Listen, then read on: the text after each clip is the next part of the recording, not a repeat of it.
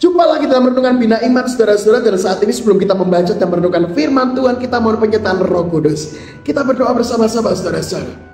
Sungguh suatu anugerah ya Tuhan, ketika saat ini kami diberi kesempatan untuk menikmati kehidupan ini. Dan saat ini sebelum kami menjalankan aktivitas kami mau merenungkan firman Tuhan. Karena kami yakin dan percaya firman Tuhan inilah yang memperlengkapi kami, yang menuntun kami menjadi anak-anak Tuhan, yang tahu bagaimana kami memuliakan nama Tuhan ketika menjalani kehidupan ini.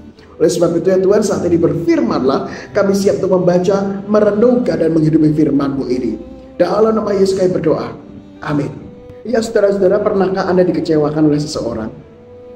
Pernahkah Anda diperlakukan tidak baik sama seseorang? Atau pernahkah Anda mendapatkan pengalaman disakiti oleh seseorang? Nah, pertanyaannya adalah, apakah kita dengan mudah untuk menerima orang tersebut? Oh, pasti itu sesuatu yang gak mudah.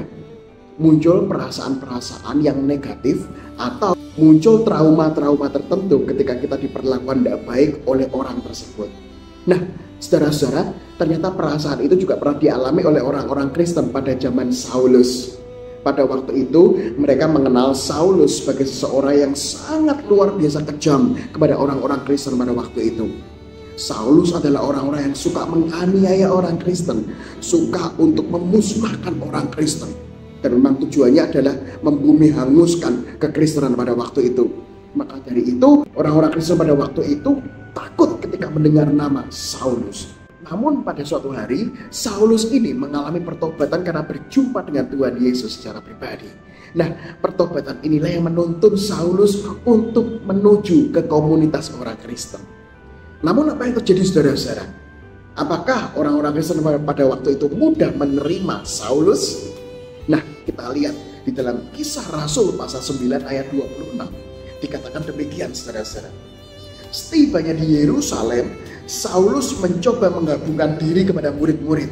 Tetapi semuanya takut kepadanya, karena mereka tidak dapat percaya bahwa ia juga seorang murid. Nah, saudara-saudara, perasaan traumatis para murid, perasaan takut, bahkan perasaan curiga para murid, dikatakan mereka tidak dapat percaya bahwa ia juga seorang murid. Perasaan-perasaan tersebut bisa kita maklumi karena peristiwa berdarah, peristiwa yang tidak enak yang terjadi dalam masa lalu. Dan itulah yang membuat para murid tidak mudah menerima Saulus. Namun saudara-saudara, di tengah kesulitan mereka untuk menerima Saulus inilah kita lanjutkan bacaan kita.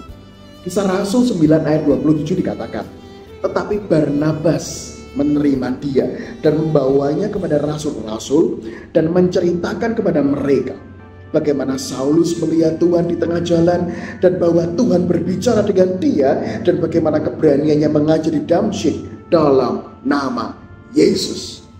Nah, saudara-saudara yang terkasih sama Tuhan Yesus, di tengah penolakan orang-orang Kristen kepada Saulus, Barnabas ini memberikan cara pandang yang baru kepada murid-murid Tuhan pada waktu itu. Ia memberikan cara pandang baru kepada orang-orang Kristen, yaitu adalah bagaimana memberi kesempatan baru kepada mereka yang mau mengalami pertobatan. Memang Saulus di masa lalu ini buruk. Memang Saulus di masa lalu ini suka menganiaya orang Kristen. Memang Saulus di masa lalu ini melakukan kekeliruan.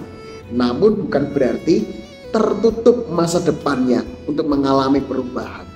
Dan disinilah Barnabas memberikan kesempatan kepada Saulus untuk ayo berubah. Dan juga meyakinkan orang-orang Kristen pada waktu itu, ayo dong beri kesempatan orang ini untuk berubah. Ayo dong beri kesempatan orang ini untuk mengalami pembaruan.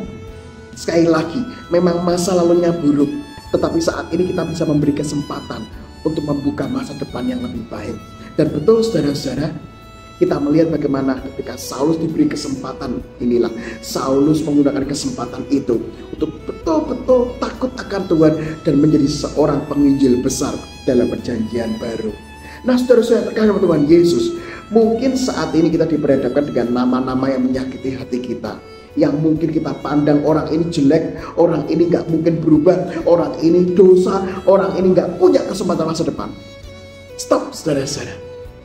Hari ini kita diingatkan, tugas kita bukan menutup masa depan seseorang, Namun tugas kita hari ini adalah buka kesempatan pada seorang untuk mengalami pembaruan di hari esok. Bisa jadi kita menjadi alat Tuhan untuk menuntun mereka yang keliru, untuk menuntun mereka yang berdosa, untuk disadarkan kembali kepada Kristus, mengalami pembaruan lebih baik. Maka dari itu saudara-saudara terkasih sama Tuhan Yesus, masa lalu seseorang boleh kelam, namun hari ini jangan pernah menutup masa depannya. Bisa jadi Anda dan saya dipanggil untuk menuntun mereka supaya mereka punya masa depan yang lebih baik. Amin.